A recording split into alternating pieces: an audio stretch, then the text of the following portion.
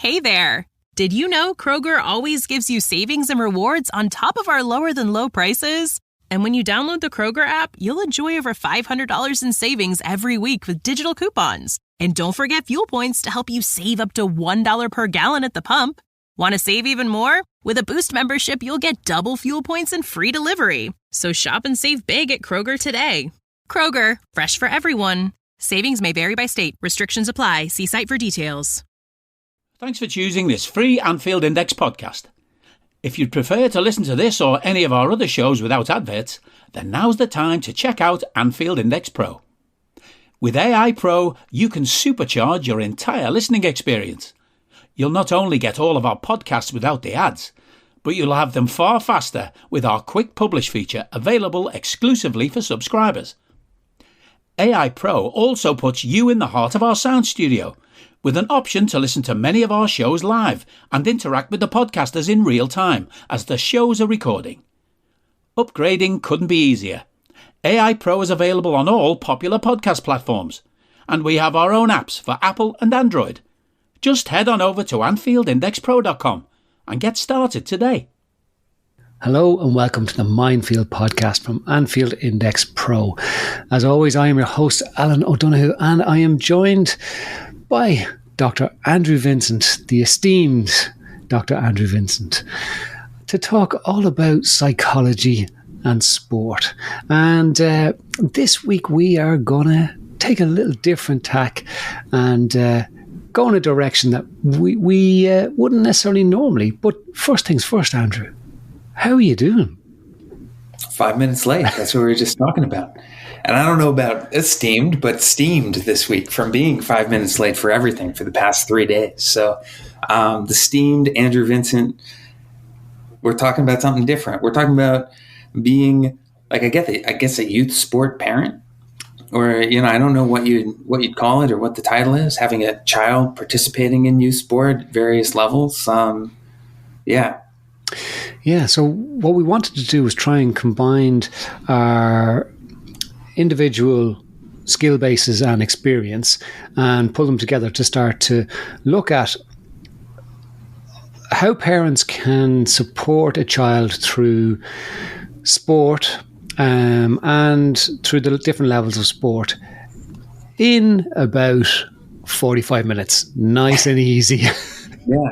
And just to add to that, like I also just think like how parents can support themselves through that too, and be attentive to themselves. And like those two things go hand in hand, because I think probably as a parent, if you're not being attentive to yourself and how you're responding to things, it's hard to maybe be the kind of support you'd like to be on a regular basis. Those things go together at the very least. Absolutely. And we'll delve into different elements of parental behavior and parental interaction with their children and coaches and other parents and referees and all that kind of stuff. And hopefully we'll come up with a coherent, interesting session. If it's going to be interesting and coherent, then let me start by asking you a question, because you are the parenting expert. And so Al is totally unprepared. In fact, we had planned to talk about something totally different, and then I showed up running 5 minutes late and said to Al, why don't we talk about this? But he's an expert, and so this should be no problem for him, is what I'm assuming. Let's start with this and see where it branches out from there. If you were going to pick one piece of advice that you were going to give a parent with a kid who is starting their journey in youth sport, or just kind of getting into it at maybe a more serious level, maybe their kid had just sort of thought, like, has showed some promise, is interested in it, really wants to get into it, they're moving into kind of that more competitive zone where things are going to start getting really busy. What's the one piece of advice you might start with? No pressure. Thanks, Andrew. The simplest thing is, this is your child's journey. It's not your journey. Now, you might join your child on this journey, but it's your child's journey. And I'll expand on that. I hope you might. So, we all want our kids to be healthy, happy, rounded children who can live in and operate in society. And every parent I've ever worked with over the years will pretty much say the same thing. That is the most important thing. It's not my child must be a professional athlete. My child must be a doctor. My child must be a lawyer, whatever. That isn't the first thing that pops into a lot of parents' mouths, right? And almost every parent of a child who is showing promise within sport. So I would do quite a bit of work with parents and young people who are moving into that elite level sport. And they will say, oh, it's crazy. You should see the way the parents are. Like, they totally are all consumed by their child, and we're not. And within a couple of sessions, the realization is that, well, they are. And, sometimes they need to be. And that can present a lot of challenges. And for a lot of parents, they can struggle with knowing how much to push, how much to step back, how much to leave in the hands of coaches, how much to encourage. And there's no right or wrong answers. That's the biggest thing for a lot of parents. So if you've got a child who is starting to show a bit of promise, it is about sitting back and asking them how they are finding it. Did you enjoy that? What was fun about that? What do you think you did well? What do you think you'd like to work on? And again, a lot of parents will kind of agree with that and then go, yeah, but what I get back is, I was terrible. I was so bad. But they weren't. Or, I was brilliant. I was literally messy out there on the pitch. But they weren't. And what do I do then? Well, you just can acknowledge it. Oh, really? That's how you felt. The very first thing you're doing is you're acknowledging your child's feelings. You're not saying you are wrong. You're acknowledging their feelings, which is really important. And what you can then move on to is, well, actually, from where I was looking, you did this really well, and you did that really well, and you did this really well. So maybe it wasn't all terrible, because I saw some elements that were really, really positive that you did, and I can see the improvement for you. Or if they are going, I am brilliant, and they are 10, maybe just leave them. Let them think they're brilliant, because natural consequences will kick in also, where a coach or a teammate or somebody else is going to go, no, you're not. You're not messy. And you're going to be needed then to step in and help them manage that stress and frustration. So what you're saying is life will cut them down to size in that case, and then you can be the support rather than feeling like, as a parent, like I'm responsible for deflating this ego. Mm-hmm. Absolutely. Because it's okay for a child to have the self-confidence or the belief that they are the best on the pitch. That's okay. Nothing wrong with that. And life will teach us lessons. And life hits, in the most part, unfortunately, hits young people a lot harder than their parents do. So there was one family I worked with, and the child was an elite level runner, was a national champion here in Ireland. And the whole family's, every weekend was everybody. So there was two other children in the family as well, younger. So the eldest child was the athlete. So every weekend was jumping into the car, driving him to training, driving him to meets, driving him to competitions. And he was excelling. And then he got a scholarship to a university in the United States. And he went to the scholarship and disappeared from college. And the parents got a phone call to say, I'm in South America. I've met this girl and I moved to South America. I'm giving up my scholarship. And the parents were obviously devastated. They were frustrated, annoyed. And what started to come out from the younger two kids was, we never got a look in. We didn't get to explore what we were interested in. We didn't get to explore what we were good at, because everything was centered around that fucker who gave it all up. And there was massive family tension there for years into adulthood. And they've subsequently worked it out, which is great. And he came back and tried to get back into the running. And after, I think, a year or two of being out of it, everyone else had just passed him by.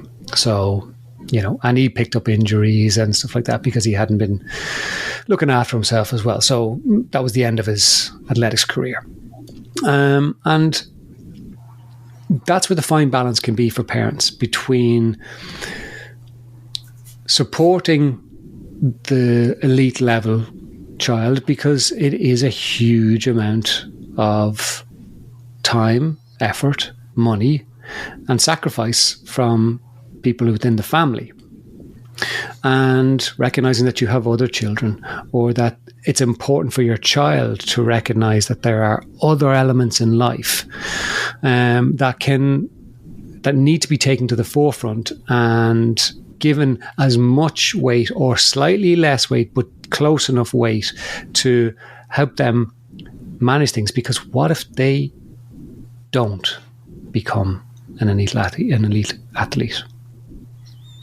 Because what children will do so not even just children, pretty much all people will look for the things that provide reinforcement to them, make them feel good. And for sport, people will get that within sport. So if we're good at sport, people will always talk about how good you are at sport, how good you are at sport. And because we get what we call our strokes, so people give us kind of compliments about the things that we're good at, we can pin our sense of self-worth and value on my ability to achieve in this sport. So everything else takes a back seat. And I could imagine it's very much amplified within American school system and educational system and sporting systems, where, you know, from what I've heard and what I've watched and researched, you know, those who are elite on the football team or on the basketball team, you know, can fail exams and get away with it. If people can't see Andrew's eyes rolling here going, yeah. But that then is building them up in one area of their life, and they don't learn to develop the other parts just in case it doesn't work. And such a small percentage actually make it, that we need to try and have the balance and at the same time the commitment levels that are needed to become elite. Yeah, and I'm curious, how do you, like, if a parent comes to you and they're struggling to find that balance? I know one of the things that happens over here a lot is, there is a significant industry tied up in youth sport, of which I guess I'm technically a part, because I can be like a side dish for, if there's, but like, you can go to as many camps as you want, cost a decent amount of money. You can get private lessons that cost a lot of money. You can get all sorts of different things. And, especially when you get into certain levels, it's like, I've got my daughter doing this, my son doing this, and, he does this 6 days a week. He does this many days a week. It can, I know it can become easy for parents to feel like, God, I'm not doing enough to support my kid, but I've got either other kids who I want to make sure that they're getting time, or, I want to make sure my son or daughter is well-rounded. What advice do you give there in terms of navigating how much is enough, how much is too much? How do you, like, this concern between, I don't want to hold my kid back, but there's not unlimited time and energy and resources to put into this, and I want my kid to have time to be a kid. Mm-hmm. It's about accepting that whatever you can do is good enough for then and there. So what I mean by that is that, say, if one of my kids is, I have a daughter who'd like to be a professional footballer. And if she's training Monday, Tuesday, Wednesday, Thursday, has Friday off, and then has 2 matches at the weekend. Okay. And she's doing state exams in school.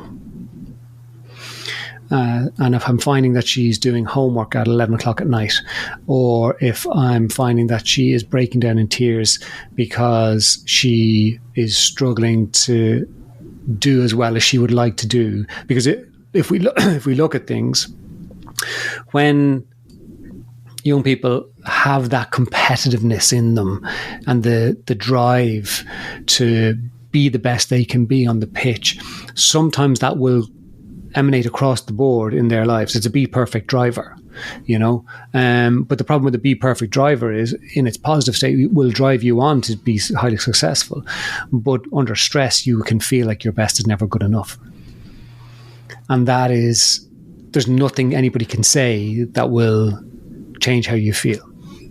So I would look at the structure of the day and almost factor in downtime, like scheduled downtime, in as part of it. And that might be where you step in as a parent and insist. No, you switch off from everything. You go and play on your PlayStation. Like most parents are telling their kids, get off the PlayStation, but maybe you're saying, no, go and play your PlayStation. Take an hour. Let's go for a walk the dog. Let's go hang out with your friends. Go play pool. Go play snooker. Go do whatever you need to. Just go and take that time to switch off. And that can be a real challenge if they do have a very strong be perfect driver, because it's, and this is a societal issue we have, that we don't switch off. So people in work go, I can just do, if I just did 1 more hour, if I just did 2 more hours, if I just did another half an hour, that'll make the difference. And we don't recognize the importance of sleep. Like, sleep is the antidote to almost anything that we experience. If we get enough sleep, we are better able to operate from our executive function, be logical, be rational, be healthy. Like, the studies into sleep right now are phenomenal, and we're learning so much more about how important sleep is. But yet, we will push ourselves to stay up later, to get more time to do X, Y, and Z. So it is about actually factoring in that time where you can. It is about speaking to the coaches, maybe, because that's another huge problem, is that if you've got a child who's moving through the elite levels, they could well be playing with 2, 3, 4 teams. So there could be an international level team, there could be a developmental regional team level, there could be a county team level, and then the regular team. Right? And that's just one sport. Never mind if they're doing another couple of sports as well. So you have all those things going on, and all looking for different things, but all looking for the same level of commitment. So this is where parents need to step up sometimes for their children, and say, you are not going to this every week. And I will speak to the coach, and if that's not okay, well then that's the decision they're going to have to make, because we need to protect you and your mental health and your ability to get balance, because our children need to learn about balance. It's why I would absolutely rewrite the whole I'm trying to rewrite the whole education system. So priority is given to teaching children how to switch off, how to wind down, how to breathe, how to sleep, how to start to manage their own mental health in a way that is empowering as opposed to disempowering. Does that make sense? Yeah, it makes a ton of sense. I think the thing that I hear a lot of there is that, like, the parent's role is to be the person who's paying attention to their kid and how the balance is affecting their child. And, in that, the coaches are looking out for development, and, the kid can kind of be the decision maker in terms of, is this fun? What do I want to still do? Like, what do I feel up to being involved in? But then the parent actually, maybe if they can step back and, really keep, does my child seem like they're getting enough sleep? Are they able to maintain and do well in school too? Like, do they still have friends? Like, mood wise, do they seem like themselves? Do they seem okay? Do they have time to be a kid? Like, that's stuff that the parent can keep an eye on, that maybe the child wouldn't be super well positioned to keep an eye on, because it's tough. Mm-hmm. And then coaches aren't necessarily, hopefully you have coaches who are invested in that, but sometimes you won't. And so that becomes a really unique role for the parent.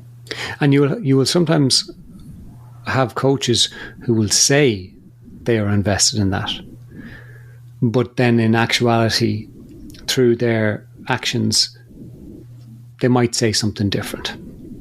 Mm-hmm. And we need to remind our children that there is always different pathways to success, and that success can look different in different times. So, like, my daughter was playing in an elite development squad. She wasn't enjoying it at all. And it got to the point where she was petrified of making mistakes on the pitch. So she was freezing. She was in the fight, flight, and the freeze part, which a lot of people don't talk about. She was literally freezing on the pitch. And we sat down and asked her, what do you want to do? Like, you're not enjoying it. And she was like, well, I do want to be a footballer, but you don't have to be in this squad to become a footballer. There's always other options available. So she stepped away, and she's enjoying her football so much more. And I don't care whether she becomes a footballer or not. I just want my teenager to play sports for as long as possible and to get the friendships and the enjoyment and whatever else out of it. But what I find sometimes is that the parents can become so invested in this goal. So, I'm putting money behind this. I'm going to get the best coaches, the individual coaches, the S&Cs, the nutritionists. I'm going to pay for all that. But you have to commit. You have to put the effort in. But you're dealing with a child. And we need to see the child, not the potential athlete. Now, we can see the potential athlete there, but we have to focus on the child, because the child needs a parent, not another coach. TIAA is on a mission. Why? Because 54% of Black Americans don't have enough savings to retire. So in collaboration with big-name artists like Wyclef Jean, TIAA released Paper Right, new music inspiring a new financial future. With 100% of streaming sales going to a nonprofit that teaches students how to invest. Stream Paper Right now and help close the gap. Tired of ads barging into your favorite news podcasts? Good news. Ad-free listening on Amazon Music is included with your Prime membership. Just head to amazon.com/ad-free news podcasts to catch up on the latest episodes without the ads. Enjoy thousands of Acast shows ad-free for Prime subscribers. Some shows may have ads. Hi everyone. This month the channel is supporting a local charity based in Edinburgh called Steps to Hope. Steps to Hope helps support people who are experiencing homelessness and addiction. The founder of the charity, Richard Roncero, is currently doing a Sleep Rough campaign where he is sleeping rough on the streets in 8 different cities for 8 weeks. Please like, share and follow the Facebook page, and if you can, donate. Thank you. I really like that. And I think some of the research I did in grad school, like my master's thesis and then my dissertation, which was as lengthy as you can imagine. If you give me an open invitation to write about whatever I want, I'm going to write indefinitely. Was that I interviewed first like program directors for youth soccer programs, and then I interviewed for my dissertation like youth athletes, parents, and coaches kind of across a season to understand like the different roles and how those things come together for youth development. And like not youth development in terms of skill, but youth development in terms of, are there really life skills that people are getting out of youth sport? Because really what the research tells us in that area is that everyone talks about youth sport as this great area for fostering growth and development and positive attributes. But unless you're really intentional about front loading those concepts and being clear about those concepts and having something, then no, it's not any better for developing positive qualities than it is for negative qualities, which you're also exposed to in abundance in sport. But one of the things that was always so interesting to me through that research was the role of the parents and how that's conveyed, is because on the one hand, it requires so much dedication from the parents. You have parents who are really often ready to bring that energy and want to be involved and want to be supportive. You have all of these tasks team-wise about like organizing this and bringing that and making sure this goes. Like without parents, the youth sports don't run at all. Not just because there wouldn't be kids, but also like there's just so much burden that the parents take on to take on roles in organizations. Like there's so much that goes into it. But the only thing then that you hear back about parents, even from other parents, is like, oh, the parents are the worst part. Yep. And it's like what I see there is a huge lack of guidance around what actually do we want from you as a youth sport parent? What's going to help your kid have the best experience? And that's what parents want for their kids across the board, pretty much. They want them to have fun. They want them to make friends. They want them to develop some skills that they can use through life, to learn something about themselves that they can bring into their life. They want them to have experiences they can remember. And on whatever comes after that, by and large, parents are like, yeah, it'd be cool if they were really good. But like what I think a big problem is that no one ever tells parents, how do you do this? Mm-hmm. And how this is what we want from you. And these are the things you can be attentive to. And here's the areas to stay out of. And so I think then what you have is this huge amount of energy. You're bringing a huge amount of investment. There's a huge amount of emotion too, because like, watching your kid compete can be a really emotional experience in different ways and pull a lot out of you. And like, I don't like my son's only 4. He did karate last night. Like I was just he didn't get kicked off the mat for not paying attention. And that was like, that's great. Like Monday night, he got pulled aside for some extra focus practice, which, we could all benefit from, I suppose. So, you see that, but it's like, there's some part of me watching that's kind of like, come on, and like hang in there, man. Like don't like look forward. Like that kid just got kicked out. So it's like, I'm not yelling because the dojo is not very big, but like it's emotional to be there, and no one really tells you, what do you need to do to help your kid here be this version? And so I think what you're outlining that I really like is what they need most is a parent. Mm-hmm. And what a parent can do is look out for their child's well-being and be attentive to the balance and make sure that they have space to be a kid while also, feeling good about themselves. And it also kind of defines, well, what's the role of the kid and what's the role of the coach? And, I think that's really great. I think that's something parents need. Yeah. And like the other element of it is that children sometimes don't know what they need. Mm. And I was only having this conversation with my mum, who's a phenomenal therapist, today. And we were talking about the challenges of being a parent nowadays and how we are being taught to be gentle and listen to the child's voice and, give the child the same level of autonomy that we would want ourselves and stuff like that. But children's brains aren't developed. Children are not mini adults. So they sometimes don't know what they need. So your child doesn't need you to be their friend. Your child doesn't need you to be permissive.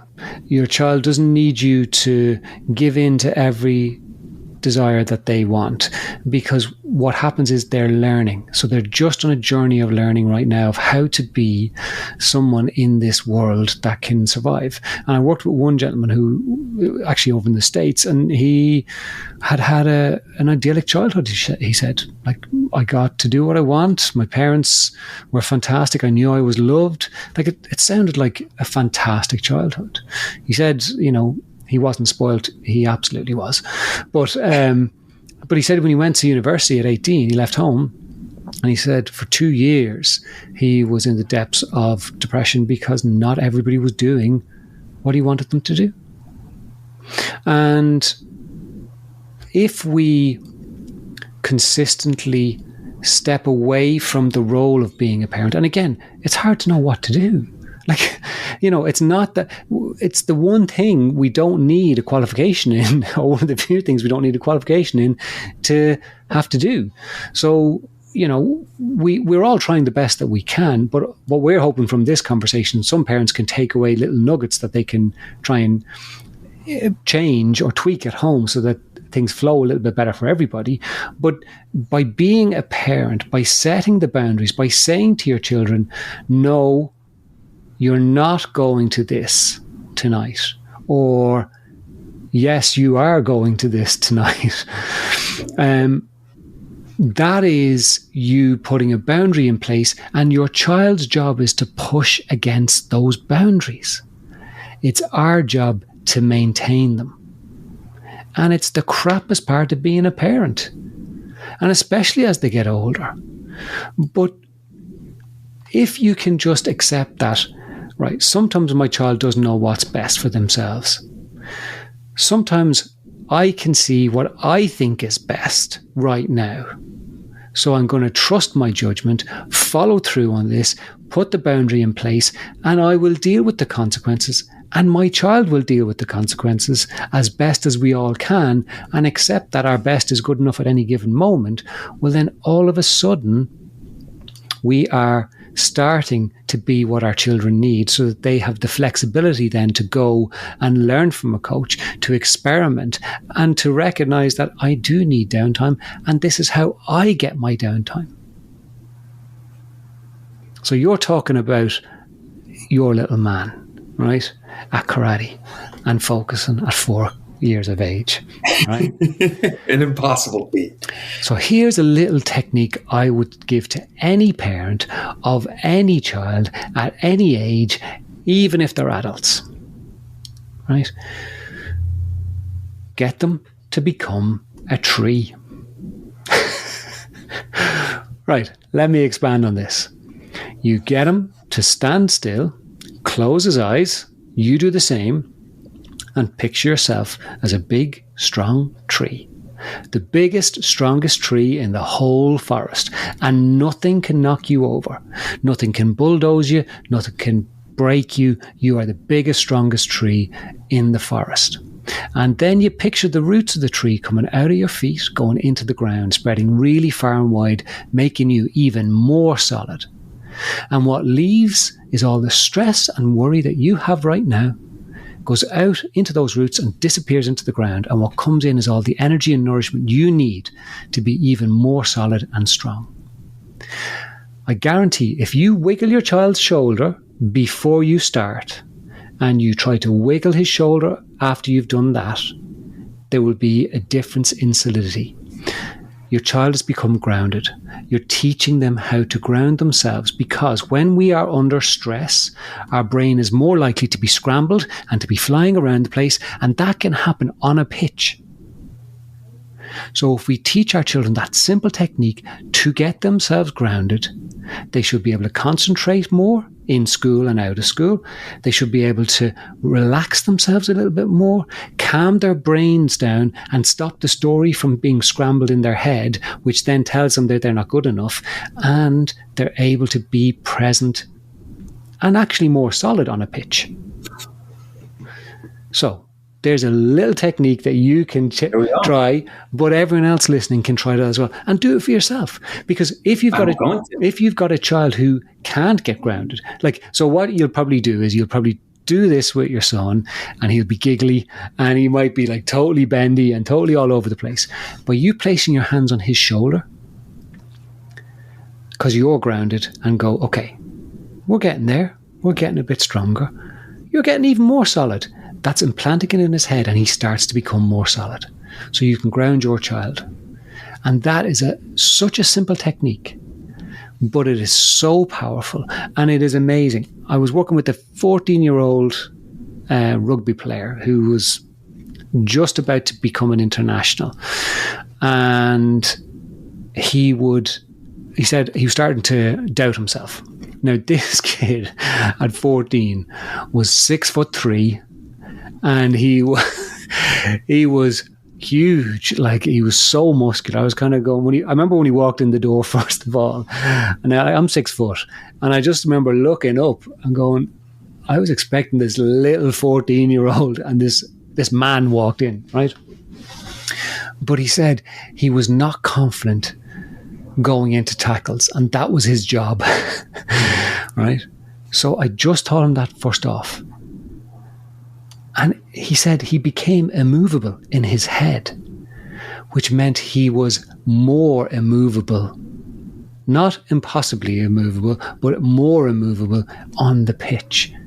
And his confidence in his ability, because he knew what he was good at, but this little shaky piece, and it's not always that simple. It doesn't always work that easily, but it's such a powerful tool.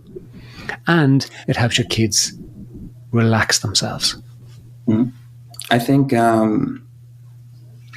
something I like about your approach, whether it's like the logo synthesis or something like this, and I know actually, I think you've mentioned that your mom has some background in Gestalt therapy. She does, yeah.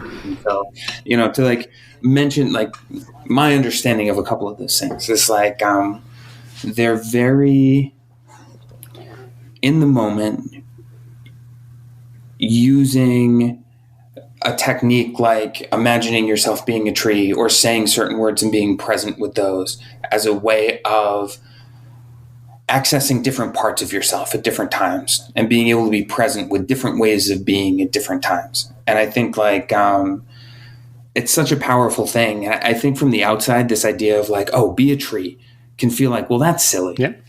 But like just picturing yourself and imagining that in that way and connecting with this solidity and strength and doing this imagery can create a whole new experience of yourself and recognizing this part of yourself, which is really very cool. So I always enjoy when you throw in stuff like that because it's a bit different from how I tend to practice, but those things can be so powerful. And like it's not a gimmick, right? Like my son is 4 and that's where you came from. But like, I'm not even joking. I'm going to try the whole tree thing later. I might close the curtains. Actually, I don't have curtains on the windows. So people are going to be looking at me treeing in here. But like, those things can be really powerful. And I think being grounded, and this is important, I think, especially. So I think about an experience, not even watching my son, but so when I remember, I forget how old I would have been, but my brother was playing high school hockey. He's a good hockey player.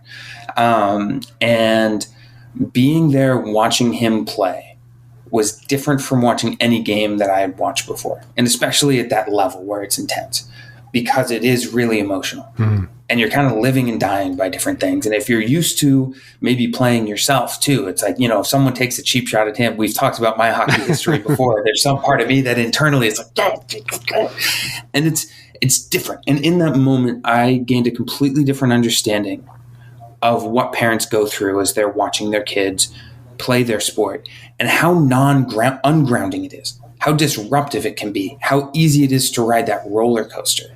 And so I think you're introducing this being grounded. I think as a parent, maybe one of the most important things you can figure out how to do for yourself.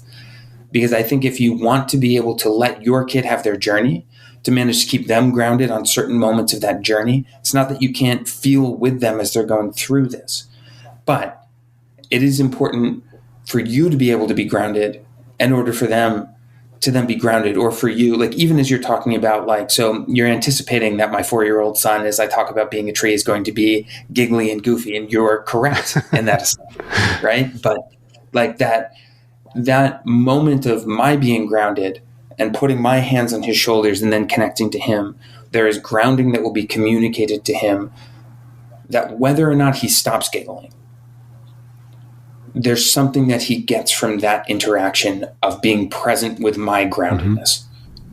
And so as a parent, it's hard to stay grounded. And this isn't me being like, parents need to be grounded all the time, because like that doesn't seem totally possible to me. No one can be grounded all the time. Nope. But being able to recognize for yourself how that's going seems like a really important thing that a parent can do that's going to allow you to be the kind of support you want more often than not. No one gets to be the support they want all the time. And I think that's important to say too. Yeah. And like this, the grounding is not without psychological backing, right? So if we think about it, I don't know if you've found this, but I certainly find it with my clients. A lot of the time when I'll say to them, okay, what are you going to do when you're in a stressful situation? And usually what they will say will be something along the lines of, well, I will just think about staying calm and not losing it. I will think about staying calm and not losing it. And what we totally forget is that logical thinking, rational part of our brain, when we are stressed, is shut off. So we can't think, not that we can't. We are less likely to be able to access that part of our brain, and what takes over is the fight or flight and freeze response. So we are not going to do it unless it has become part of our process that we can click into, right? So great. If we can get it as part of our process, then that's fantastic, because we'll be able to recognize the triggers as they're coming, or if they occur, and recognize it quite quickly. That's phenomenal, but not everybody gets there. Whereas if we focus on the grounding and just getting ourselves grounded, then it doesn't matter. We don't have to understand, am I ungrounded or am I not ungrounded? What is stressing me? What is not stressing me? We don't have to try and tap into that executive function that's been shut off. We're just grounding ourselves just because we feel that we want to do it. And then that is tuning into your system without having to try and unlock the executive functioning part of our brain. So it's not, it's a very playful, I use it with young people all the time. It's a very playful way of doing it, and it's lovely. But that doesn't mean that it doesn't have power and weight and a psychological, theoretical basis behind it. It absolutely does. And it's something children can do, because a lot of the time children will not be able to articulate or understand what it is that's stressing them. They'll just experience stress. Mm-hmm. So what you're actually doing by teaching them that is teaching them a life skill.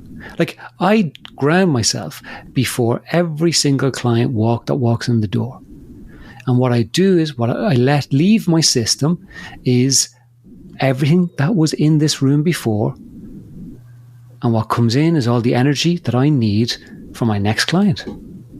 And it's amazing. I will use the grounding technique with all ages. And I'll say, right, you do me. You wiggle my shoulder. And they go, oh, Jesus, you're pretty solid there. Well, it's because I've just grounded myself before you came in. Been working out. Yeah. Do you want to see my six pack? I'm 46. I don't have a six pack. But like, it's, and I know we're kind of spending a lot of time talking about this, but if you're a parent of a child who's involved in sport, if you're a parent of a child who's not involved in sport, by giving them something this simple, and this is what we wanted to do, give a practical technique or two that parents can use, well, what's the worst that happens? It doesn't work. So be it. But I don't do guarantees very often, Andrew, but I guarantee the grounding will work. Yeah. And I think, your explanation there is really important and interesting, which is that, like, especially in moments of stress, like, our brain doesn't communicate well through thoughts. Like, that prefrontal cortex part of your brain that does all of the thinking and upper level functioning, like, it's really hard to communicate like with the other parts of your brain that are the parts that are losing their mind. And in fact, like we are very intentionally hardwired for that to be the case, because, like you want some of the physical and emotional parts of your brain taking over in certain circumstances. That is adaptive, can be adaptive. That fight or flight spot comes from an adaptive space, but also affects us in non-adaptive ways too, especially in our current world. And so, being able to communicate with yourself through images and feelings and symbolism and like is a great way of being able to communicate with yourself or to access different experiences when you can't necessarily just, okay, I'm going to think about staying calm. Don't worry about that, right? That's the big one of like, well, don't worry about that. Don't worry about that. And like, actually, this is probably good advice for parents too, because I imagine that's something parents find themselves saying to their kids all the time, potentially, is, well, just don't worry about that. And that is impossible advice for most of us to take. And I think, there's wisdom in this idea of like, well, don't worry about the things you can't control. And it's like, well, I worry exclusively about the things I can't control, because everything I can control, I more or less am on top of. And I think a lot of athletes come to me with that, where they're like, well, I'm just going to focus on the controllables. And that is true. And that is good. But the logistics of doing that are more complicated. So usually that's an area to take a deeper dive of like, how do you do that?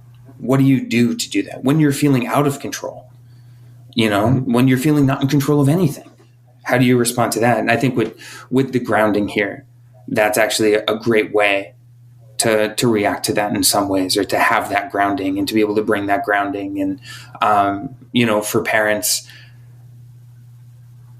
not having that, like being able to recognize too, what's not going to work.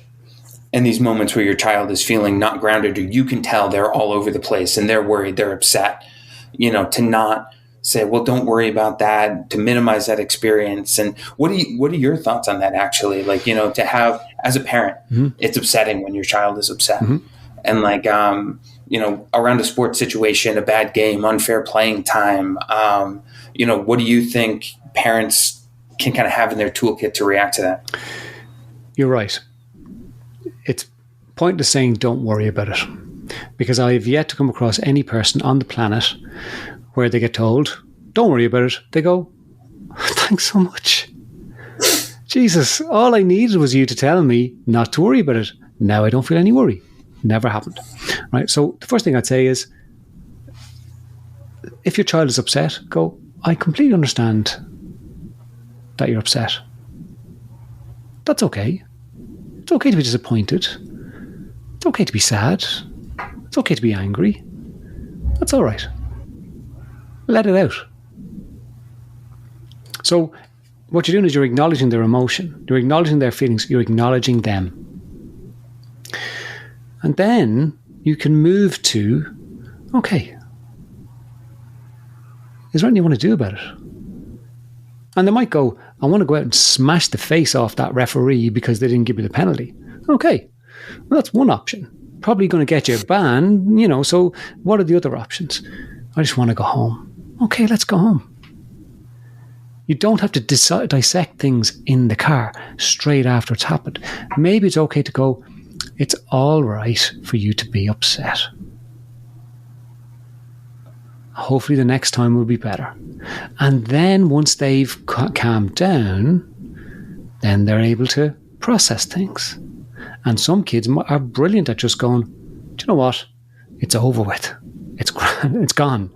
Other kids might need, okay, do you want some help in digging through some of the things you want to change? They might go yes, they might go no. That's okay too. But just giving them the space, acknowledging their emotion, their feelings. It's all right for you to feel that way. And that can be hard if you've got a crying child. Sometimes just give them a hug. One of the follow-ups I have for you on this too is like, it can be hard if you have a crying child, because that's emotional and hard and a lot too, and can feel like a lot of pressure. But it can also be hard if you're sitting watching the game and you're mad at the refs and that was unfair, or you're upset at the coach for the way the playing time has gone, or you're seeing the thing that happened, you're disappointed for your child too. Mm-hmm. Sometimes even, maybe your kid did something embarrassing. Everyone makes mistakes, right? Like I told you about my hockey career. I'm sure there were times when my parents were in the stands just being like, oh my God, is that really my kid? Bad news, mom and dad.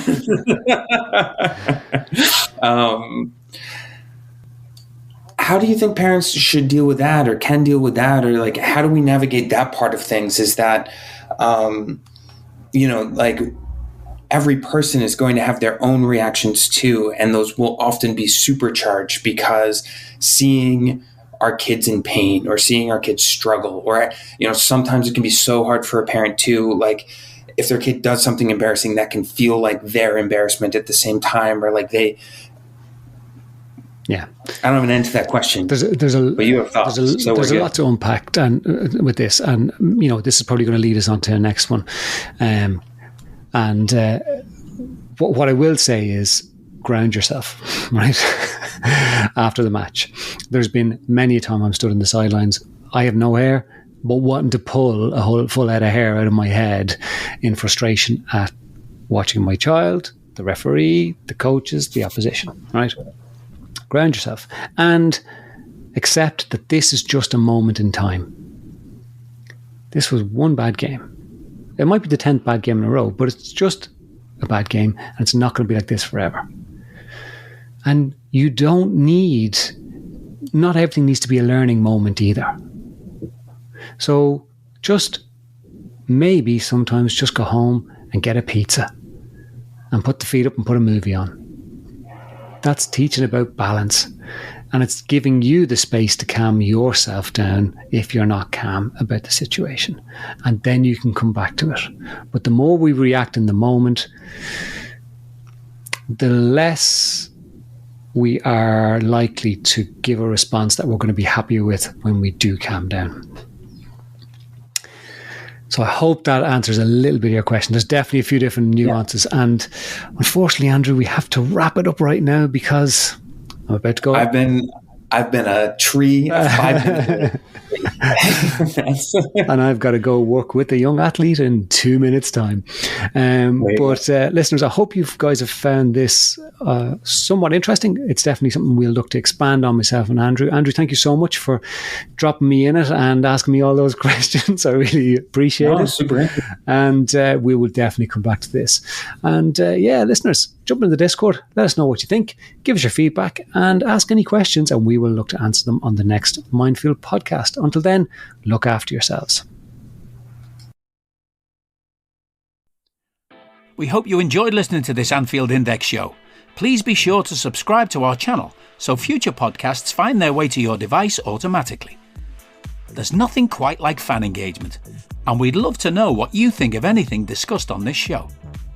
The best way to get in touch is over on our free Discord community, where both podcasters and listeners debate the hottest LFC topics 24/7.